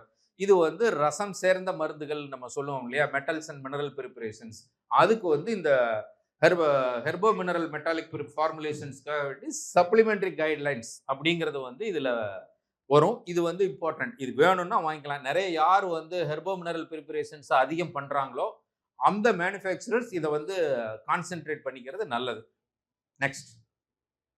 ஷெட்யூல் டிஏ என்ன சொல்லுது அப்படின்னாக்கா ரா மெட்டீரியல் ரிஜிஸ்டர்ஸ். நீங்க ரா மெட்டீரியல் எவ்வளவு கன்சியூம் பண்றீங்க, என்னென்ன ரா மெட்டீரியல் யூஸ் பண்றீங்க, என்ன பார்ட் யூஸ் பண்றீங்க, இது எல்லாமே நீங்க நேஷனல் பிளான்ஸ் போர்டுக்கு நீங்க வருஷம் வருஷம் அனுப்பணும். அதை பேஸ் பண்ணி அவன் என்ன பண்ணுவான், ஒரு சர்வே எடுத்து வைக்கிறதுக்காக இது வந்து யூஸ் பண்றாங்க. அதனால இது ஷெட்யூல் டிஏல அங்க ஃபார்ம் கொடுத்துருப்பாங்க. அந்த ஃபார்ம் அப்படியே ஃபில்அப் பண்ணி நீங்க வந்து அனுப்பணும். நெக்ஸ்ட் இப்போ ஃபைனல் ஃபேஸ்க்கு நம்ம வந்திருக்கோம். தட் இஸ் மேனுஃபேக்சரிங் லைசன்ஸினுடைய செக்லிஸ்ட். இவ்வளவு நீங்க கொடுக்கணும். இதெல்லாம் நீங்க கொடுத்தீங்கன்னா 30 டேஸ்ல உங்களுக்கு லைசன்ஸ் கிடைச்சிரும். இதை நிறைய பேர் வந்து இதை இந்த சீக்வன்ஸ்ல நீங்க கொடுக்கணும். இதை மாதிரி கொடுத்தீங்கன்னா உங்களுக்கு என்ன நடக்கும் அப்படின்னாக்கா லைசன்ஸ் இஷ்யூ பண்ணிடுவாங்க. இதுதான் திஸ் இஸ் த ஃபார்மேட். இதுல வந்து நீங்க நான் சொன்னது எல்லாம் இதுல வரும். ஒவ்வொன்னா வரும். இதையெல்லாம் நீங்க கொடுத்தீங்கன்னாக்கா நேராக என்ன பண்ணுவாங்க, ட்ரக் இன்ஸ்பெக்டர்ஸ்க்கு ஒரு ஃபைல் போகும். ட்ரக் இன்ஸ்பெக்டர்ஸ் வந்து இன்ஸ்பெக்ட் பண்ணுவாங்க உங்க ப்ரெமிசஸை. ஓகே அப்படின்னாக்கா என்ன பண்ணிடுவாங்க, இமிடியேட்டா ஸ்டேட் லைசன்சிங் அத்தாரிட்டி லைசன்ஸை இஷ்யூ பண்ணுவார். இதுதான் வந்து மேனுஃபேக்சரிங் லைசன்ஸ் 25Dல நீங்க வாங்கணும்னா இதுதான் ப்ரொசீஜர். இந்த மாதிரி வாங்குனீங்கன்னா 25Dல வாங்குறது ரொம்ப ஈஸி. இதுதான் this is the procedure. Next product licence. இது வந்து ப்ராடக்ட் லைசன்ஸ் அப்படின்னா ஒவ்வொரு ப்ராடக்ட்டுக்கும் என்ன பண்ணணும். நெக்ஸ்ட் பார்ட்டுக்கு நம்ம வந்துட்டோம். Product licence. ப்ராடக்ட் லைசன்ஸ் அப்படின்னாக்கா என்ன அப்படின்னாக்கா ஒவ்வொரு நீங்க இண்டிவிஜுவலா வந்து 3 ட்ரக்ஸ் வந்து நம்ம இதில் என்ன பண்ணியிருக்காங்கன்னா 2 விதமாக கிளாஸிஃபை பண்ணியிருக்காங்க. One is 3A. 3Aனா சாஸ்திரிக் ப்ராடக்ட்ஸ். சாஸ்திரிக் ப்ராடக்ட்னா என்னன்னா ஷெட்யூல் 1ன்னு ஒரு புக்கை லிஸ்ட் அவுட் பண்ணியிருக்கிறாங்க. ஒவ்வொரு சிஸ்டத்துக்கும் இப்போ தான் காலையில் சொல்லிக்கிட்டு இருந்தாங்க. ஷெட்யூல் 1 புக்ஸ் அது. அந்த ஷெட்யூல் 1 புக்ஸில் இருக்கக்கூடிய ஃபார்முலேஷன்ஸ் எல்லாமே சாஸ்திரிக் ஃபார்முலேஷன்ஸ் அண்டர் 3A. தென் வந்து 3Hல வர்றது வந்து patent and proprietary medicines. Patent and proprietary மெடிசன்ஸில் வந்து 3Hல வந்து 4 விதமான கிளாசிஃபிகேஷன்ஸ் கொடுத்துருக்காங்க. One is medicines. அந்த ப்ரொப்ரேட்டரி மெடிசன்ஸ் அப்படின்னு என்னன்னாக்கா நீங்கள் வந்து இன்க்ரீடியன்ஸை வந்து ஷெட்யூல் 1 புக்கில் இருந்து நீங்கள் எடுத்துக்கலாம். அதனுடைய ஃபார்முலேஷன் நீங்கள் வந்து கஸ்டமைஸ் பண்ணிக்கலாம். அதனுடைய குவான்டிட்டி ஆஃப் இன்கிரீடியன்ட்டை நீங்கள் கஸ்டமைஸ் பண்ணிக்கலாம். தட் இஸ் தனி உரிமை மருந்துகள்னு சொல்கிறாங்க தமிழில். பேட்டன் அண்ட் ப்ரொப்ரேட்டரி மெடிசன்ஸ் தனி உரிமை மருந்துகள்னு சொல்லுவாங்க. அந்த இண்டிகேஷன்ஸ் வந்து டெக்ஸ்டுவல் ரேஷனாலிட்டி கொண்டு வர சொல்லுவாங்க. தட் இஸ் கால்டு 3Hல இருக்கக்கூடிய ஒன்று வந்து பேட்டன் அண்ட் ப்ரொப்ரேட்டரி மெடிசன்ஸ். தென் பார்த்தீங்க அப்படின்னாக்கா பால்ய போஷாக் உணவுப் பொருட்கள். உணவுப் பொருட்கள் அப்படிங்கிறது என்னன்னா ஹெல்த் சப்ளிமெண்ட். ஹெல்த் சப்ளிமெண்ட்ஸுங்கிறது வந்து நீங்கள் இதுக்கும் அதே தான் ரூல். அதே தான். ஹெல்த் சப்ளிமெண்ட்னாக்கா நீங்கள் வந்து ஹெல்த் கிளைம்ஸ் கொடுத்துக்கலாம். Drug claims not allowed. Then வந்து சௌந்தரிய பிரசாதக் அல்லது வந்து அழகு சாதன். இது வந்து காஸ்மெட்டிக்ஸ். இந்த காஸ்மெட்டிக்ஸ் லைசன்ஸ் வந்து நீங்கள் எதுக்கெல்லாம் கொடுக்கலாம்னா oral preparations, skin, hair, body care. இந்த 4 விதமான இதுக்கும் நீங்கள் வந்து காஸ்மெட்டிக் கிளைம்ஸ் தான் நீங்கள் கொடுக்க முடியுமே தவிர ட்ரக் கிளைம்ஸ் கொடுக்க முடியாது. இந்த 3க்கும் ஒரே ஒரு வித்தியாசம் தான் வரும். பேட்டன் அண்ட் ப்ரொப்ரேட்டரி மெடிசன்ஸு, உணவுப் பொருட்கள் அண்ட் பார்த்தீங்கன்னா அழகு சாதன். இது 3க்கும் எங்கே டிஃபர் ஆகுதுன்னா கிளைம்ஸில் டிஃபர் ஆகும். அந்த என்ன கிளைம் கொடுக்குறீங்களோ அதுக்கு தகுந்த மாதிரி மாறும். மறுபடியும் எகைன் அதிமதுரத்துக்கே வரேன். அதிமதுரம் பார்த்தீங்கன்னாக்கா நீங்கள் ட்ரக்காக யூஸ் பண்ணீங்கன்னா ஒன்று அல்சர், காஃபு இந்த மாதிரி கொடுத்தீங்க. ட்ரக் கிளைம்ஸ் கொடுத்தீங்கன்னா அந்த அதிமதுரம் ட்ரக்காக இருக்கும். அதே அதிமதுரம் வந்து இப்போ நான் சொன்னேன் இல்லையா, ஒரு ஜெர்மன்காரர் டீ போட்டு குடிச்சாரு, அந்த மாதிரி அது வந்து டீயா போச்சு அப்படின்னா உணவுப் பொருட்களாக வரும். அதே கிளைசரிசிக் ஆசிட் வந்து நீங்க பாத்தீங்கன்னா இந்த ஹைப்பர் பிக்மெண்டேஷனுக்கு நில்டன் அப்படின்னு சொல்லிட்டு டாக்டர் ரெட்டிஸ்ல ஒன்று போடுவான். அதுல பாத்தீங்கன்னாக்கா கிளைசரிசிக் இருக்கும், கிளைசரிசிக் ஆசிட் இருக்கும். அது வந்து பாத்தீங்கன்னாக்கா அந்த ஹைப்பர் பிக்மெண்டேஷனை குறைக்கிறதுக்கு போடக்கூடிய ஒரு காஸ்மெட்டிக் க்ரீம். அந்த க்ரீம்ல பாத்தீங்கன்னாக்கா இது இருக்கும். ஆக ஒரே பிளான்ட் 3 விதமா இருக்கும். அங்க கிளைம்ல தான் சேஞ்ச் ஆகும். அந்த கிளைம் இஸ் அங்க அதுதான் கேட்ச். இந்த கிளைமை வந்து நீங்க கரெக்டா போட்டீங்கன்னா ட்ரக் கண்ட்ரோலர்ஸ் பார்த்துட்டு வெரிஃபை பண்ணிட்டு உங்க ஃபைலை ஓகே பண்ணிடுவாங்க. இதுல வந்து நீங்க வந்து காஸ்மெட்டிக்ல போட்டுட்டு ட்ரக் கிளைமை கொடுத்தீங்கன்னா அவங்க வந்து ரிஜெக்ட் பண்ணிடுவாங்க. இதைத்தான் வந்து டெக்னிக்கல் பீப்புள்ஸ் வந்து இதை வந்து கரெக்டா போட்டீங்கன்னா கரெக்டா உங்களுக்கு லைசன்ஸ் வந்துடும். இது வெரி இம்பார்ட்டன்ட். இதை வந்து நீங்க ஃபாலோ பண்ணிக்கணும். அதுக்கு 4th one is medicinal plant extraction. இது வந்து எக்ஸ்ட்ராக்ஷன் எடுத்து கொடுக்குறவங்க பண்ணக்கூடிய ஒரு தனி லைசன்ஸ் வாங்குவாங்க. அது நமக்கு இங்கே மேனுஃபேக்சரர்ஸ்க்கு, ட்ரக் மேனுஃபேக்சரருக்கு இது வந்து அப்ளிகபிள் ஆகாது. நெக்ஸ்ட் இப்போ நான் சொன்னது தான் வந்து அப்படியே இருக்கும். இங்கே என்ன போட்டிருப்பாங்க அப்படின்னா 3Aல வந்து அதுக்கு முன்னாடி வந்து நீங்கள் பார்க்க வேண்டிய மேட்டர் என்னன்னா, ஒரு ட்ரக்கு இந்த அந்த ட்ரக்கினுடைய இலக்கணத்தோட ட்ரக் இருக்கணும். எப்படி அப்படின்னாக்கா, ஒரு ட்ரக்கில் வந்து எஃபிகசியை விட சேஃப்டி பிரைமரி இம்பார்ட்டன்ட். ஒரு மனுஷனுக்கு அது வந்து எந்த விதமான மினிமம் பக்க விளைவுகளோட வந்து அந்த ட்ரக் வந்து எஃபெக்டிவாக இருக்கணும். அதனால சேஃப்டி வந்து டாப் ப்ரியாரிட்டி ஒரு ட்ரக்கில். அதுக்கப்புறம் வந்து எஃபிகசி, நீங்கள் என்ன சொல்கிறீங்களோ அந்த இண்டிகேஷனுக்கு அது ஒர்க் அவுட் ஆகணும். இது ரெண்டும் வந்து டாப் ப்ரியாரிட்டி. இந்த சேஃப்டி அண்ட் எஃபிகசியில் மட்டுமே நம்மளது வந்து எங்கேயுமே வெளிநாட்டுக்கு போகிறதால பல பிரச்சனைகள் இருக்குது. அதை அப்புறம் சொல்கிறேன் உங்ககிட்ட. இந்த ஆயுர்வேதா சித்தா இதில் வந்து பார்த்தீங்க அப்படின்னாக்கா, இன்கிரீடியன்ட் ஆஸ் பர் டெக்ஸ்ட் கொடுத்துருப்பாங்க, இண்டிகேஷன் ஆஸ் பர் டெக்ஸ்ட் கொடுத்துருப்பாங்க, சேஃப்டி ஸ்டடி நாட் ரெக்வயர்ட்னு கொடுத்துருப்பாங்க. 3Aல சாஸ்திரிக் ப்ராடக்ட்ஸுக்கு வந்து நீங்கள் சேஃப்டி ஸ்டடிஸ் தேவையில்லை. ஏன் சேஃப்டி ஸ்டடிஸ் தேவையில்லை அப்படின்னாக்கா, இது வந்து long history of human use. இது வந்து ஹியூமன் யூஸில் வந்து ரொம்ப காலமாக இருக்கிறதுனால, 5000 வருஷம் லெகசி நம்மகிட்ட இருக்கிறதுனால, இதை வந்து என்ன பண்ணியிருக்கிறாங்க, ட்ரக்ஸ் அண்ட் காஸ்மெட்டிக்ஸ் ஆக்டில் எக்ஸம்ஷன் கொடுத்துருக்காங்க. சேஃப்டி ஸ்டடியிலிருந்து எக்ஸம்ஷன் கொடுத்துருக்காங்க. அதே ரீசன் தான் எஃபிகசிக்கு எவிடன்ஸ். நீங்கள் வந்து இண்டிகேஷன் வந்து என்ன பண்ணணும் அப்படின்னாக்கா, அங்கே என்ன இருக்கோ அதே சேம் இண்டிகேஷன், சேம் ஃபார்முலேஷன், அதை அப்படியே யூஸ் பண்ணீங்கன்னாக்கா அதுக்கு வந்து எக்ஸம்ஷன் கொடுத்துருப்பாங்க. அதே தான் டோசேஜ் ஃபார்ம் சேஞ்ச் பண்ணுறீங்க. இப்போ வந்து நிலவேம்பு குடிநீர் வந்தது. நிலவேம்பு குடிநீரை நம்ம கஷாயமாக கொடுக்க முடியாது. பவுடராக கொடுத்தவங்க கொடுத்தாங்க, டேப்லெட்டாக போட்டவங்க போட்டாங்க, எல்லாம் மாற்றினாங்க. அப்போ அந்த டோசேஜ் ஃபார்முக்கு அவங்க என்ன பண்ணுவாங்க அப்படின்னா, இந்த எக்ஸிஸ்டிங் டோசேஜ் ஃபார்மில் இருக்கிறதும் நியூ டோசேஜ் ஃபார்மில் இருக்கிறதும் அந்த கண்டென்ட்ஸ் வந்து இருக்குது அப்படிங்கிறத நீங்கள் வந்து ப்ரூவ் பண்ணீங்கன்னா ஸ்டேட் லைசன்சிங் அத்தாரிட்டி கொடுத்துருவாங்க. லைசன்ஸ் வந்து இஷ்யூ பண்ணிடுவாங்க. இதில் வந்து 3Aல வந்து பார்த்தீங்கன்னா நியூ இண்டிகேஷன் கொடுக்குறீங்க. இப்போ வந்து குங்குளிய வெண்ணெய் இருக்குது. குங்குளிய வெண்ணெய் நம்ம எதுக்கு யூஸ் பண்ணுவோம்? ஜென்ரலாக வந்து ஊன் ஹீலிங்க்கு யூஸ் பண்ணிகிட்டு இருப்போம். நான் சொல்கிறேன் சோரியாசிஸுக்கு அதை கொடுக்கலாம் அப்படின்னு நான் சொல்கிறேன்னு வச்சுக்கோங்க. அப்போ என்ன பண்ணுவோம்? That is new indication. New இண்டிகேஷன்ஸ்க்கு நேராக எங்கே வரணும் அப்படின்னாக்கா, நேராக ரெக்கார்ட் எஃபிகசியை நான் ப்ரூவ் பண்ணணும். கிளினிக்கல் ட்ரையல் கொடுத்து அதை வந்து எடுத்துகிட்டு வந்து ப்ரூவ் பண்ணால் மட்டும்தான் எனக்கு லைசன்ஸ் கொடுப்பாங்க. இல்லைன்னா லைசன்ஸ் கொடுக்க மாட்டாங்க. இதுதான் வந்து சாஸ்திரிக் ட்ரக்குக்கு நீங்கள் வந்து லைசன்ஸ் வாங்க வேண்டிய ப்ரொசீஜர். நெக்ஸ்ட் தென் வந்து patent and proprietary medicine. Patent and proprietary மெடிசனை பொறுத்த வரைக்கும் என்ன பண்ணணும் அப்படின்னா, உங்களுடைய இன்கிரீடியன்ட் செலெக்ஷன் வந்து எப்படி இருக்கணும் அப்படின்னாக்கா, அந்த இண்டிகேஷன் வந்து டெக்ஸ்டுவல் ரேஷனாலிட்டி ஒட்டி இருக்கணும். நீங்கள் எல்லா இன்கிரீடியண்ட்டையும் போட்டுட்டு ஏதாவது ஒரு சம்பந்தம் இல்லாமல் ஒரு இண்டிகேஷன் கொடுத்தீங்கன்னா ஸ்டேட் லைசன்சிங் அத்தாரிட்டி தரமாட்டார்கள்.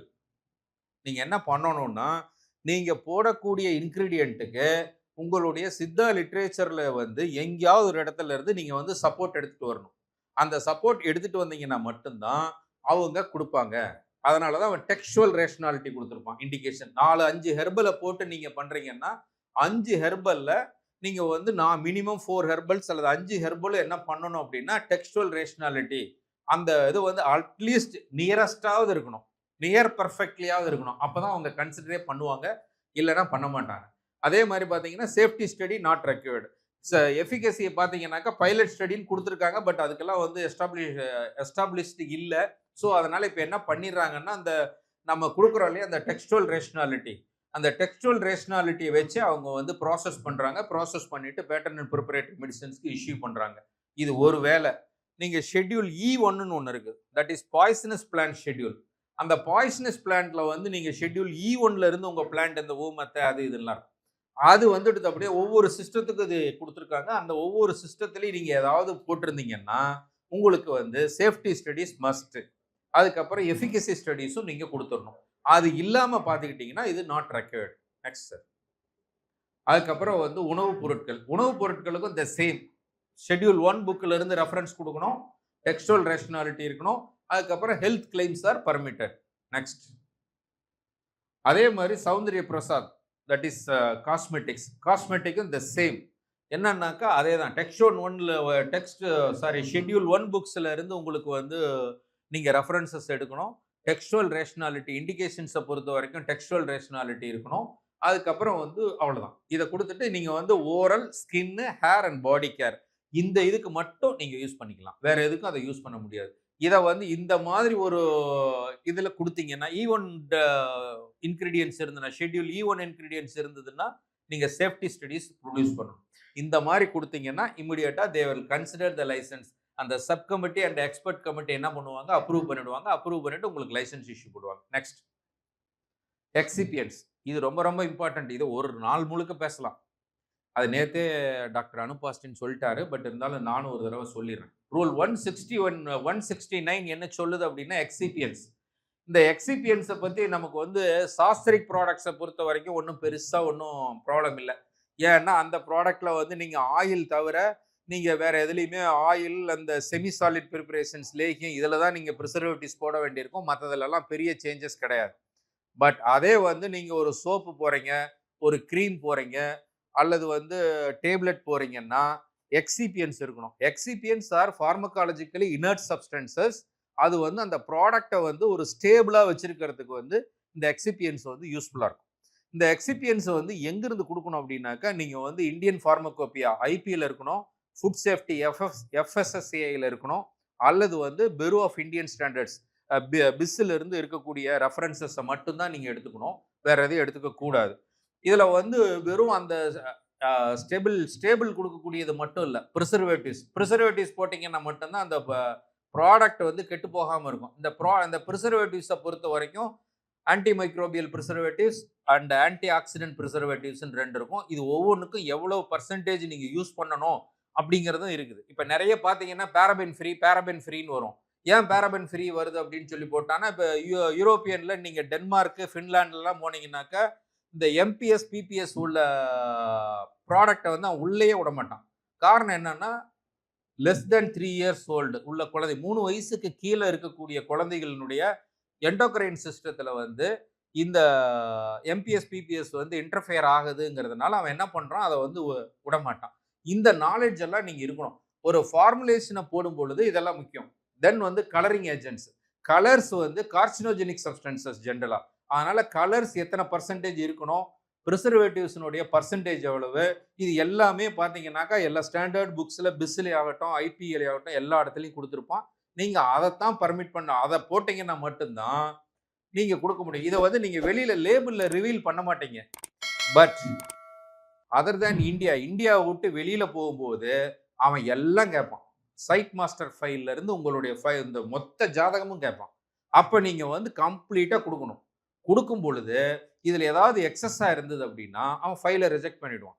இப்ப ஃபைல ரிஜெக்ட் பண்றானா, இப்ப நீங்க மலேசியாலாம் பார்த்தீங்கன்னாக்கா ஃபைல ரிஜெக்ட் பண்ணிட்டா நாளான்னைக்கே போய் குடுத்துற முடியாது. ஒரு தடவை ஃபைல் ரிஜெக்ட் ஆச்சுன்னா 110 நாள் கழிச்சு மறுபடியும் 111வது நாள் தான் உள்ள போகும். ஆக ஃபைல் குடுக்கும் பொழுதே ரொம்ப பெர்ஃபெக்ட்டா குடுக்கணும். அப்பதான் வந்து அந்த ஃபைல் வந்து அதே மாதிரி இன்னொரு விஷயமும் நான் உங்களுக்கு சொல்ல மறந்துட்டேன். ஆக்சுவலி என்னன்னா, நீங்க இன்கிரிடியன்ட்ட செலக்ட் பண்ணும் பொழுது, நீங்க இந்தியாவ பொறுத்தவரைக்கும் இந்த பெரி பெரி சரிஸ்டேட்டாலாம் போட்டீங்கன்னா இமிடியேட்டா லைசென்ஸ் குடுத்துருவாங்க. இது வந்து மலேசியாவுலலாம் குடுக்க மாட்டான். அது ஒவ்வொரு நாட்டுக்கும் என்னென்ன இன்கிரிடியன்ட்ஸ பேன் பண்ணியிருக்கிறான். அரிஸ்டோசியா ஸ்பீசிஸ். இது யூரோப்ல தரமாட்டான். பிகாஸ் அதெல்லாம் ரீனல் ஃபெயிலியர உண்டு பண்ணும். இந்த மாரி ஒவ்வொன்னுக்கும் நீங்க எங்கெங்கெல்லாம் நீங்க இருக்காது, எங்கெங்க இருக்குது, இது எல்லாம் பேஸ் பண்ணி நீங்க வொர்க் பண்ணக்கூடிய கம்பெனிஸ பொறுத்து, நீங்க வந்து அந்த ஃபார்முலேஷன் வந்து எக்ஸ்பர்டைஸ் பண்ணும் பொழுதும், அந்த இன்கிரிடியன்ட்ட செலக்ட் பண்ணும் பொழுதும் வெரி கேர்ஃபுல்லா செலக்ட் பண்ணணும். பிரிசர்வேட்டிவ்ஸும் அதே மாரி எந்த பிரிசர்வேட்டிவ்ஸ போடணும், எந்த பிரிசர்வேட்டிவ்ஸ போடக்கூடாது. அதனுடைய இன்டெண்டன்ட் ஃபங்ஷன்ஸ் என்ன? ஏன் அத குடுக்குறோம்? ரேஷனாலிட்டி முக்கியம். ஃபார்முலேஷனுடைய ரேஷனாலிட்டி இஸ் வெரி இம்பார்ட்டன்ட். இதையெல்லாம் சேர்ந்து நீங்க குடுத்தீங்கன்னா மட்டும் தான் உங்களுக்கு அந்த லைசென்ஸ் பெர்ஃபெக்ட்டா இருக்கும். இந்த எக்ஸிபியன்ஸ் வந்து வெரி வெரி இம்பார்ட்டன்ட். அதனால இது வந்து ரொம்ப கேர்ஃபுல்லா மேனுஃபேக்சரர்ஸ் பாருங்க. அது போக இதனுடைய safety, rationality and quantity used இது எல்லாத்துக்குமே பொறுப்பு மேனுஃபேக்சரர். Sir next. ஒரு ப்ராடக்ட் லைசென்ஸ் நீங்க வாங்கணும் அப்படின்னாக்கா என்னென்னலாம் குடுக்கணும்? ஃபர்ஸ்ட் வந்து ஃபார்முலேஷன் டீடைல்ஸ். ஃபார்முலேஷன் டீடைல்ஸ்ல அந்த இன்கிரிடியன்ட் இருக்கும். நீங்க சித்தானாக்கா சித்தா நேம் போடணும். ஆயுர்வேதானாக்கா சான்ஸ்கிரிட் நேம்ல குடுக்கணும். அதுக்கப்புறம் அதனுடைய பொட்டானிக்கல் நேம் இருக்கணும். பொட்டானிக்கல் நேம்க்கு அப்புறம் என்ன பார்ட் யூஸ் பண்றீங்களோ அந்த பார்ட் நீங்க சொல்லணும். அதுக்கு அடுத்து பார்த்தீங்கன்னாக்கா என்ன குவான்டிட்டி குடுக்குறீங்களோ அந்த குவான்டிட்டி. இது வந்து அந்த ஃபார்முலேஷன்ஸ்ல இருக்கணும். தென் வந்து எக்ஸிபியன்ஸ் இருக்குதுன்னா எக்ஸிபியன்ஸும் அதனுடைய குவான்டிட்டி. இத வந்து நீங்க ஃபர்ஸ்ட் ஃபார்முலேஷன்ஸ்ல குடுத்துறணும். அதுக்கப்புறம் இந்த என்னென்ன எக்ஸிபியன்ஸ் யூஸ் பண்றீங்களோ அந்த எக்ஸிபியன்ஸினுடைய இன்டெண்டன்ட் ஃபங்ஷன். இப்ப என்ன பண்ணுவீங்க, நீங்க உங்க வாக்குல வந்து ஒரு சோரியாசிஸ்க்கு ஒரு கிரீம் போட்டீங்கன்னா சாலிசிலிக் ஆசிட போட்டுறக்கூடாது. இந்த மாரி போட்டு ஏதாவது பண்ணுவீங்களா, பண்ண மாட்டீங்களா அப்படிங்கிறத எல்லாம் பார்க்கறதுக்காக அவங்க என்ன பண்ணுவாங்க, இன்டெண்டன்ட் ஃபங்ஷன்ஸ் ஆஃப் எக்ஸிபியன்ஸ் அப்படிங்கிறத கேட்பாங்க. அத குடுக்கணும். அதுக்கப்புறம் எஸ்ஓபி. நீங்க எப்படி அத பண்றீங்க? உங்க ப்ரொசீஜர் என்ன? இதெல்லாம் அவங்க கேட்பாங்க. அத குடுக்கணும். அதுக்கப்புறம் மெத்தட் ஆஃப் அனாலிசிஸ். ரா மெட்டீரியல்ஸ்னுடைய சிஏஓ இருக்கணும், சிஓஏ இருக்கணும், சிஓஏ இருக்கணும். தென் வந்து ஃபினிஷ்டு ப்ராடக்ட்ட வந்து நீங்க என்ன மாரி எல்லாம் பண்ணுவீங்க, என்னென்ன டெஸ்ட் எல்லாம் எடுப்பீங்கங்கிற ஸ்டாண்டர்ட்ஸ் குடுக்கணும். அதுக்கப்புறம் ஃபினிஷ்டு ப்ராடக்ட் நீங்க பண்ணுன ப்ராடக்ட்ல என்ன ரிசல்ட் வந்தது அப்படிங்கிறத குடுக்கணும். இதெல்லாம் மெத்தட் ஆஃப் அனாலிசிஸ். அதுக்கப்புறம் அனலிட்டிக்கல் ரிப்போர்ட்ஸ். இந்த அனலிட்டிக்கல் ரிப்போர்ட்ஸ்ல வந்து எல்லாமே 3மே வந்துரும். தென் வந்து சாம்பிள் லேபிள். லேபிள பத்தி நேத்து தெளிவா எடுத்துட்டாரு. அதனால லேபிள்ல என்ன இருக்கணும் அப்படிங்கிறத வந்து தெளிவா குடுத்துருக்காங்க. இல்லாதது போடணுமான்னு கேட்காதீங்க. இருக்கிறத தெளிவா போடணும். என்னென்னலாம் வருமோ அதெல்லாம் ரூல் 161 அது வந்து தெளிவா சொல்லுது. இல்ல பேட்டர்ன் அண்ட் ப்ரிப்பரேட்டரி மெடிசின்ஸ்க்கு வந்து அக்ஸலரேட்டட் அண்ட் ரியல் டைம் குடுத்தா ஓகே. இல்லன்னா அக்ஸலரேட்டட் குடுக்கணும். அதுக்கப்புறம் xerox copy of manufacturing licence, xerox copy GMP. இதெல்லாம் வச்சு குடுத்தீங்கன்னாக்கா அவங்க கிளியர் பண்ணிடுவாங்க. இதுதான் வந்து நீங்க ஒரு ப்ராடக்ட்ட லைசென்ஸ் வாங்கணும் அப்படின்னா, இதத்தான் நீங்க குடுக்கணும். நெக்ஸ்ட். Uh free sale certificate.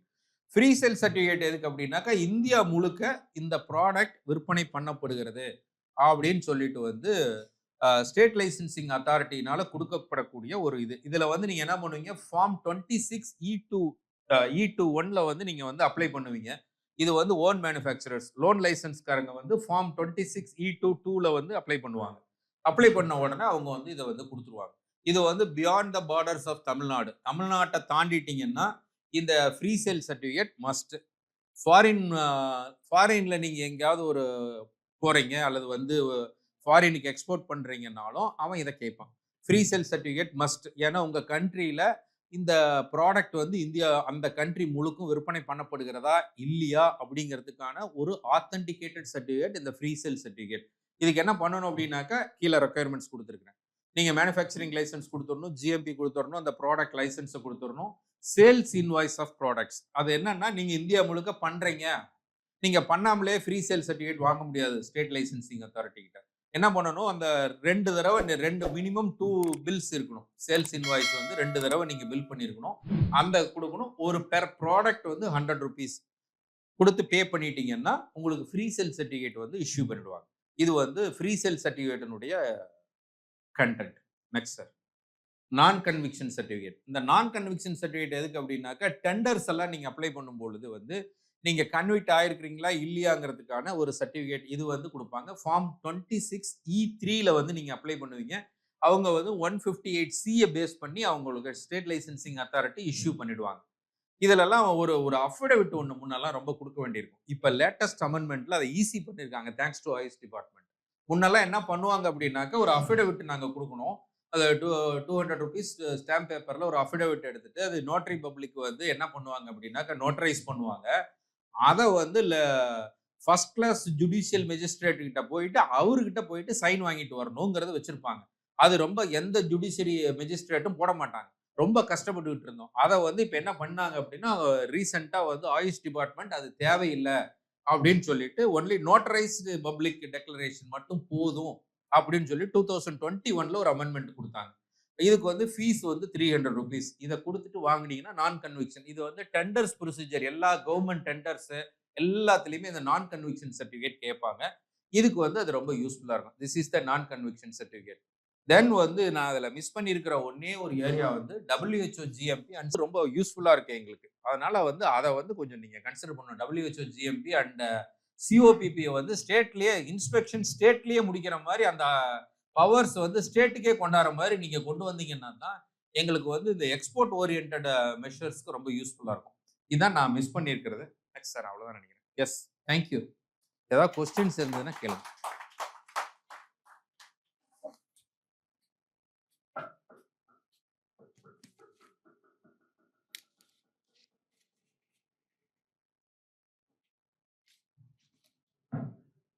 Sir உங்களுடைய பிரசன்டேஷன்ல ம். ஃபாரின்ல சில பிரச்சனைகளை ம். ஃபேஸ் பண்ண அதை அப்புறம் சொல்றேன்னு சொன்னீங்க. ம். அப்புறம் சொல்லல. ம். மறந்துட்டீங்களான்னு தெரியல. ம். அதை சொல்லுவீங்கன்னு ம். அதுக்கப்புறம் ம். இந்த அவையானது ம். ஒரு கல்வியாளர்கள் ம். ஃப்ரம் தி எஜுகேஷன் இன்ஸ்டிடியூஷன் வந்திருக்கோம். ரிசர்ச்சர்ஸ் பிளஸ் வந்து மேனுஃபேக்சரிங் சைட்லேருந்து நிறைய வந்திருக்கு. இது வந்து நீங்க வந்திருக்கிற ஒரு நிறுவனம் வந்து காலங்காலமாக மெடிசனை எக்ஸ்போர்ட் பண்ணிட்டு இருக்கிற ஒரு நிறுவனம். காலங்காலமா இல்ல, கொஞ்சம் காலமா தான் பண்றோம். அது லிமிட்டட் கண்ட்ரீஸ்க்கு மட்டும்தான் போகுது. அந்த லிமிட்டட் கண்ட்ரீஸ்லயும் பார்த்தீங்கன்னாக்கா, இதில உங்களுக்கு எக்ஸ்பிளைன் பண்ணிடுறேன். என்னன்னாக்கா, வேர்ல்டுலயே வந்து 5 ட்ரக் ரெகுலேட்டரிஸ் தான் ரொம்ப stringent regulatories. One is US FDA, another one is European commission, another one is Australia, then வந்து நியூசிலாந்து, தென் ஜப்பான். இந்த 5 கண்ட்ரி மட்டும் தான் வேர்ல்டுலயே ரொம்ப ஸ்ட்ரிக்ட் ரெகுலேட்டரிஸ். மத்ததெல்லாம் பார்த்தீங்கன்னா, கொஞ்சம் ஆயுஷ் ப்ராடக்ட்ட நீங்க போட்டீங்கன்னா, ஓகே அப்படின்னு சொல்லுவாங்க. அத வந்து ஓரளவுக்கு பண்ணிக்குவாங்க. மத்தபடி வந்து நான் பண்றது எல்லாமே அ ஏசியன் கண்ட்ரீஸு, ஆப்பிரிக்கன் கண்ட்ரீஸு இந்த மாரி தான் போகுது. யூரோப்பியன் யூனியன்ல நீங்க ஃபர்ஸ்ட் கேட்ட கொஸ்டினுக்கு ஃபர்ஸ்ட் ஆன்ஸர் பண்ணிடுறேன். யூரோப்பியன் யூனியன்ல நீங்க போணும் இந்த சேஃப்டி அண்ட் எஃபிகசி ஸ்டடீஸ் நம்ம இங்க பண்ணணும்னா, ஒரு ட்ரக்குக்கு 30 லேக்ஸ், 50 லேக்ஸ் வரைக்கும் வருது. அதனால யார் எந்த ஏஎஸ்சி மேனுஃபேக்சரர்ஸும் அவ்வளவு ஒரு ப்ராடக்ட் மேல அவங்க வந்து இன்வெஸ்ட் பண்ண விரும்புறதில்ல. ஏன்னா, அவங்கள வந்து business entities, not charity institutions அவங்க. அவங்க எவ்வளோ பணம் போடுறாங்க, எவ்வளோ எடுக்குறாங்கங்கிறது ரொம்ப முக்கியம் அப்பார்ட் ஃப்ரம் சர்வீஸ். அதனால அவங்க என்ன பண்ணுவாங்க, அத போடுறதில்ல. அதனால அவன் என்ன பண்றான், யூரோப்பியன் யூனியன்ல நீங்க எதுவுமே பண்ண முடியாது. அப்படியே பண்ணுனாலுமே, அவன் என்ன பண்ணியிருக்கிறான் வந்து வெல் எஸ்டாப்ளிஷ்ட் யூஸ் அப்படின்னு சொல்லிட்டு யூரோப்பியன் யூனியன்ல ஒரு ஒரு கேட்டகரி குடுத்திருக்கான். கேட்டகரியில நீங்க ஒரு ப்ராடக்ட்ட ஃபாரின்ல கொண்டு போய் ரிஜிஸ்ட்ரேஷன் பண்றதுங்கிறது ஒரு ப்ராடக்ட்ட ஃபாரின்ல கொண்டு போய் ரிஜிஸ்ட்ரேஷன் பண்றதுங்கிறது ஒரு லேஸ்பட்ட வேலை இல்ல. அத ரொம்ப 1 வருஷம், 2 வருஷம் ஆகும் ஒரு ப்ராடக்ட். அதான் சொன்னேன். அடுத்து. அப்புறம் இந்த காலகட்டம் வந்து ம். பல சித்த மருத்துவர்களால முன்னெடுக்கப்பட்டு ம். மொரிஷியஸ், ம். மலேசியா ம். அப்படி பல கண்ட்ரில ம். நாம ம். ப்ராப்பரா பிராக்டிஸ் பண்றதுக்கு சில ஸ்டெப்ஸ் எடுத்துட்டு இருக்காங்க. ஓகே. அது எனக்கு தெரியாது. ஓகே. ஆ. ஸோ அடுத்த கட்டமா வந்து நம்ம மருந்துகள் வந்து அந்த வெளிநாடுகள்ல போய் சேரப்போகுது. ஒரு இதுல ஒரு சின்னதா உங்களுக்கு ஒரு ஆயுஷ் மினிஸ்ட்ரிக்கு ஒரு ரெக்வெஸ்ட் குடுத்துர்றேன்.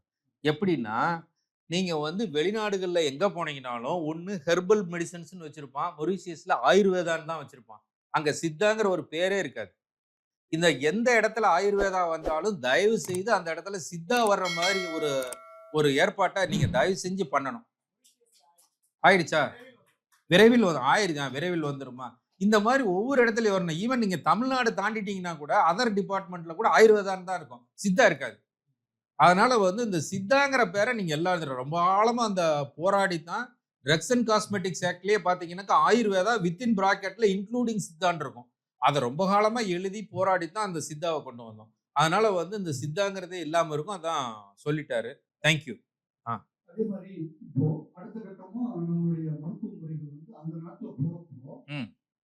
அதுக்கு சில முன்னெடுப்புகள எடுக்கணும் ம். அப்படிங்கிற ஒரு ஃபீல் வருது. ம். ஏன் அப்படின்னா, ம். ரீசென்ட்டா நான் ஒரு ஆர்டிகிள் பார்த்தேன். ம். நம்மளுடைய ஐடிசி நிறுவனம்னு ஒரு இருக்கு. ஐடிசி. ஐடிசி. அந்த ஐடிசி நிறுவனம் எல்லாம் ஒரு சிகரெட் கம்பெனியா தான் நம்ம பார்க்குறோம். ஆனா ஐடிசி நிறுவனத்தினுடைய மொத்த வருவாயில 50% தான் சிகரெட்ல இருந்து வருது. மீதி 50% ஆசீர்வாதா அப்படின்னு நிறைய வந்து ஃபுட் ப்ராடக்ட் எல்லாம் வருது. அந்த கம்பெனி அவங்களுடைய வருடாந்திர ஒரு அடுத்த நெக்ஸ்ட் 5 இயர்ஸ் பிளான்ல என்ன சொல்லியிருக்காங்கன்னா, வெளிநாடுகள்ல வந்துட்டு இந்த நம்ம சித்த மருத்துவ தானியங்கள் இருக்குல்ல SRLs இதுக்கெல்லாம் சிறுதானியங்கள். இயற்கை உணவுப் பொருட்கள் ம். ரொம்ப எதிர்பார்ப்புகள் இருக்குன்னு சொல்லிட்டு சரி. அவங்க அடுத்த 5 வருஷத்துல வந்துட்டு ம். நம்மளுடைய இந்த ஃபுட் ப்ராடக்ட்ட வந்து ம். அங்க சேல்ஸ் பண்ணணும்னு சொல்லிட்டு சரி. பிளான் போட்டு ம். அதற்கு முன்னெடுப்பாக ம். சிறு நிறுவனங்கள் இருக்கு இல்லையா? இப்ப சிறு தானியங்கள வந்துட்டு நாம வந்துட்டு சிறு தானியங்கள பவுடர் பண்ணி ஃபுட் சப்ளிமெண்டா பண்ணிட்டு இருக்காங்க இல்லையா? அவங்களோட டைப் வச்சு பண்றப்போ they are facing some problem. Hmm. என்ன ப்ராப்ளம் அப்படின்னா, டியூ டு தி அந்த நீர்நிலைகளுடைய ஓரத்துல பயிர் வைக்கிறப்போ ஹெவி மெட்டல்ஸ் உடைய செடிமெண்டேஷன்ஸ் இருக்கு. கரெக்ட். அதனால நிறைய கண்ட்ரில வந்துட்டு இத வந்து நாங்க ஃபேஸ் பண்ண முடியல அப்படின்னு இருக்கோம். ம். என்னுடைய கேள்வி என்னன்னா, ம். ஒரு ஃபுட் சப்ளிமெண்ட்டுக்கே அவங்க இவ்வளவு பிரச்சனைகளை ஃபேஸ் பண்றப்போ, ம். நம்மளுடைய எதிர்கால இளைய தலைமுறைகள் ம். வெளிநாட்டுல கால் வைக்க போறப்போ, ம். நம்மளுடைய மருந்துகள் வந்து அங்க போக போகுது. ம். அப்போ இந்த மாதிரி பிரச்சனைகளை நீங்க என்ன ஃபேஸ் பண்ணீங்க? அப்ப சொல்றேன். நீங்க ஃபேஸ் பண்ண பிரச்சனைகளை நீங்க வெளிப்படுத்தினாதான் இங்க இருக்கிற கல்வியாளர்கள், இங்க இருக்கிற ஆராய்ச்சியாளர்கள் அடுத்த கட்டத்துக்கு அந்த பிரச்சனை ஒண்ணு இருக்குன்னு நம்ம தெரிஞ்சுக்கணும். அந்த பிரச்சனை இருக்கு அக்செப்டன்ஸ் ஃபர்ஸ்ட் வேணும். அதுக்கப்புறம் அத நம்ம ஒரு பிளான் பண்ணி பண்ணணும் அப்படிங்கிறது என்னுடைய பணிவான விருப்பம். ஓகே, ஃபைன் சொல்கிறேன். ஃபஸ்ட்டு ஐடிசி வந்து ஒரு சிகரெட் கம்பெனி. அதில் தான் அதுக்கு வால்யூம் ஜாஸ்தி, ப்ராஃபிட்டும் ஜாஸ்தி.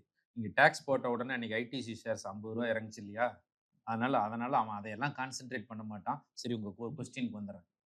அதாவது வந்து இந்த கல்டிவேஷன் மெத்தட் அப்படின்னு ஒன்று இருக்கு இல்லையா? அதுக்கு வந்து நீங்கள் என்ன பண்ணணும்னா, குட் அக்ரிகல்ச்சரல் ப்ராக்டிஸ்ன்னு ஒன்று இருக்குது. குட் அக்ரிகல்ச்சரல் ப்ராக்டிஸை நீங்கள் பண்ணுனீங்கன்னா மட்டும்தான் இந்த பிளான்ட்டில் வந்து கண்டாமினேஷன் வராமல் இருக்க முடியும். இதுக்கு வந்து பெஸ்ட் என்னன்னா, தெர்மாமீட்டர் யூஸ் பண்ணக்கூடிய மெர்க்குரி யூஸ் பண்ணி தெர்மாமீட்டர் யூஸ் பண்ண கம்பெனி கொடைக்கானல்ல இருந்தது. அந்த கொடைக்கானல்ல என்ன ஆயிடுச்சுன்னாக்கா, மெர்க்குரி இவன் வந்து அந்த கழிவுகளை விட்டு விட்டு விட்டு பக்கத்துல எல்லாம் கண்டாமினேட் ஆயிடுச்சுன்னு சொல்லிட்டு அந்த கம்பெனியை மூடிட்டாங்க.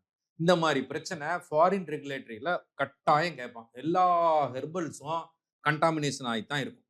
அதனால இப்ப என்ன பண்ணுவோம் அப்படின்னாக்கா, அதுக்கு ஹெவி மெட்டல்ஸ் வந்து ஒரு நார்ம்ஸ் கொடுத்துருக்கான். அந்த நார்ம்ஸ் படி கேட்பான். இது ஹெவி மெட்டல்ஸை மட்டும் கேட்க மாட்டான். பெஸ்டிசைடும் கொடுத்துருப்பான். ஒரு 20 லிஸ்ட் ஆஃப் பெஸ்டிசைட் கண்டென்ட் இருக்கும். நீங்க ஃபாரினுக்கு போகணும்னா இந்த பெஸ்டிசைட் கண்டென்ட் எடுக்கணும். இந்த ஹெவி மெட்டல் டெஸ்ட்டும் போடணும். இதை போட்டு இதை ப்ரூவ் பண்ண இது ஒன் ஆஃப் த மெயின் ஒரு டாக்குமெண்ட். இந்த டாக்குமெண்ட்டை கட்டாயம் அவன் கேட்பான். இந்த டாக்குமெண்ட்டை கொடுத்தீங்கன்னா மட்டும்தான் அவன் அக்செப்டே பண்ணுவான், இல்லைன்னா அக்செப்ட் பண்ண மாட்டான். இதுக்கு வந்து ஒன்றும் பண்ண முடியாது. நீங்க ரா மெட்டீரியல் செலக்ஷன் சொன்னோம் இல்லையா, ஜிஎம்பி, அந்த ஜிஎம்பியை நீங்க ஸ்ட்ரிக்டா ஃபாலோ பண்ணணும். இப்படி எல்லாம் நீங்க ஃபாலோ பண்ணீங்கன்னா ரொம்ப கஷ்டம். அதாவது காஸ்ட் ஆஃப் மெடிசன் ஒன்று இருக்குது. நீங்க எண்ட் ஆஃப் த டே வந்து எங்க போனீங்கனாலும் காஸ்ட்டுக்கு தான் வந்து நிற்கும். காஸ்ட் வந்து ஒரு ட்ரக்கை வந்து நீங்க வந்து ₹100 போட்டு விற்க முடியாது. ஒரு டேப்லெட்டை நீங்க ₹50 ₹100 விற்க முடியாது. அது இந்தியா மாதிரியான கண்ட்ரில ரொம்ப கம்மி, பாசிபிலிட்டிஸ் ரொம்ப கம்மி. அதனால அவங்க என்ன பண்ணுவாங்க அப்படின்னாக்க, இதெல்லாம் ரொம்ப ஸ்ட்ரிஞ்சன்ட். இன்னும் ஒரிஜினலா சொல்ல போனாக்கா, ஸ்டேட் லைசென்சிங் அத்தாரிட்டிஸ் வந்து இந்த provisions of drugs and cosmetics ஆக்ட ரொம்ப ஸ்ட்ரிக்டா ஃபாலோ பண்ணாங்கன்னா, நோ கம்பெனி சர்வைவ்ஸ். இதுதான் வந்து பிட்டர் ட்ரூத். அவங்க வந்து கொஞ்சம் இண்டஸ்ட்ரி ஃப்ரெண்ட்லியா இருக்கிறதுனால இந்த இண்டஸ்ட்ரி சர்வைவ் ஆகிட்டு இருக்குது. அப்படின்னா இந்த சிஸ்டம் வந்து வெளியில போகணும் அப்படிங்கிறதுக்காக அவங்க வந்து கொஞ்சம் ரொம்ப சாஃப்ட் கார்னர் அப்ரோச்ல போறாங்க. அதனால இந்த இது போயிட்டு இருக்கு. இந்த மாதிரி அது very valid point. Yes, thank you.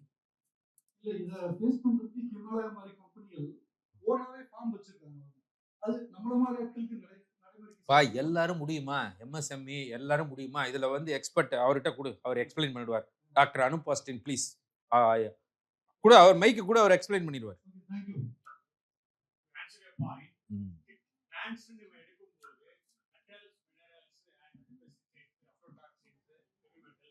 இது எல்லாமே இருக்கும். இன்ஃபேக்ட் இன்னைக்கு வந்து நம்ம வந்து நேச்சுரல் வெஜிடபிள் அந்த மாதிரி பேசினாலும் அதுல contamination rate is very very high. Because எஃப்ளூவன்ஸ் இன்னைக்கு வந்து வாட்டர் வந்து நம்ம யூஸ் பண்றது பியூர் கிடையாது. அண்ட் அக்ரிகல்ச்சர் இதுல வந்து எல்லா பெஸ்டிசைட்ஸ் ஆல்சிக்ஸ் போடுறதுனால ஹைலி கண்டாமினேட்டட். அது வந்து எண்ட் ஆஃப் த டே வந்து பிளான்ட்ல தான் இருக்கும். ஸோ இப்போ இந்த இந்தியன் சினரியோல வந்து ட்ரக்ஸ் அண்ட் காஸ்மெட்டிக்ஸ்ல வந்து நம்மளோட ஆயுஷ் ட்ரக்ஸ் வந்து heavy metals, pesticides, aflatoxin வந்து it's optional, not mandatory. Okay, ஆனா இந்த இருக்கிற எல்லா ட்ரக்கையும் நீங்க டெஸ்ட் பண்ணீங்கன்னா 200% ஃபெயில் ஆகும். ஒரு ட்ரக்கும் பாஸ் ஆகும். அதான் ஃபேக்ட். பட் அதனால நாங்க என்ன பண்றோம்னா, இப்போ வந்து ஃபார்முலேஷனை பொறுத்தவரை எல்லாமே வந்து எக்ஸ்ட்ராக்ட்ஸா வந்து கன்வெர்ட் ஆகும். சோ எக்ஸ்ட்ராக்ட்ஸா கன்வெர்ட் ஆகும்போது இந்த பெஸ்டிசைட்ஸ், அஃப்லோடாக்சின்ஸை வந்து நம்ம வந்து செப்பரேட் பண்ணணும். பிகாஸ் நாங்க வந்து எக்ஸ்ட்ராக்டிங் போது ஆக்டிவ்ஸ் தான் வரப்போகுது. சோ தட் உங்களுக்கு வந்து இந்த அஃப்லோடாக்சின், பெஸ்டிசைட்ஸ் இதெல்லாம் வந்து அல்டிமேட்டா முடிச்சிட்டேன். நான் ஃபினிஷ்ட். என்னை விட்டீங்கன்னா போயிடும். சோ அப்படிதான் வந்து இப்போ வழி அனுப்பணும்ல, அந்த ஃபார்மாலிட்டி வச்சிருக்கீங்களேன்னு வெயிட் பண்றேன். Okay, to answer your first question, ITC பொறுத்தளவுக்கு அவருக்கு வந்து என்னைக்கு வந்து நிக்கோட்டின் பிசினஸ் வந்து அவருக்கு வந்து அடிபடுதுன்னு உங்களுக்கு தெரிஞ்சானோ he shifted to other business because emergency that's the only thing. No problem.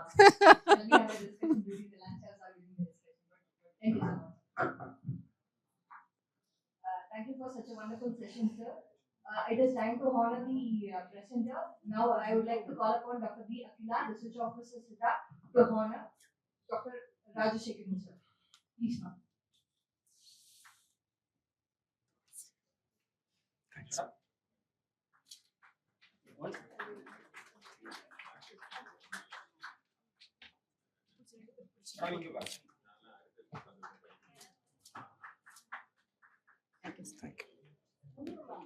you, sir.